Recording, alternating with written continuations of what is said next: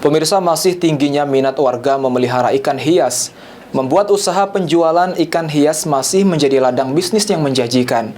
Salah satunya seperti pedagang ikan hias di Pangkalan Balai Banyuasin yang mampu meraup cuan jutaan rupiah per harinya.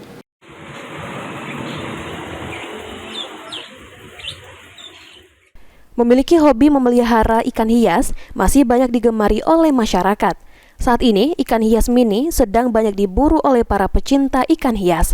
Selain cantik dan ukurannya yang kecil, ikan hias ini perawatannya lebih mudah dibandingkan ikan hias yang besar. Hal ini membuat para pedagang bisa meraih keuntungan sampai jutaan rupiah. Yansya, pedagang ikan hias, mengatakan, menjual berbagai jenis ikan hias yang paling banyak dicari masyarakat adalah ikan cupang dan ikan glowfish, lantaran harganya yang terjangkau serta pemeliharaannya yang mudah.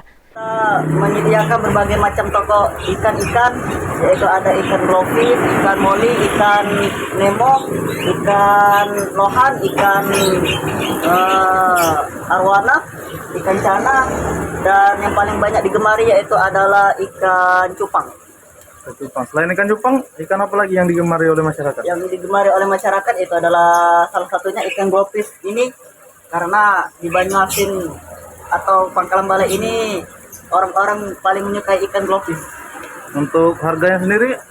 Kalau untuk harganya itu bervariasi, Kak, karena sesuai dengan harga ikannya. Contohnya? Ditambahkan Yansya, tingginya minat pembeli terhadap berbagai macam ikan hias membuat omsetnya bisa mencapai jutaan rupiah untuk perharinya. Ridho Ilahi, PAL TV.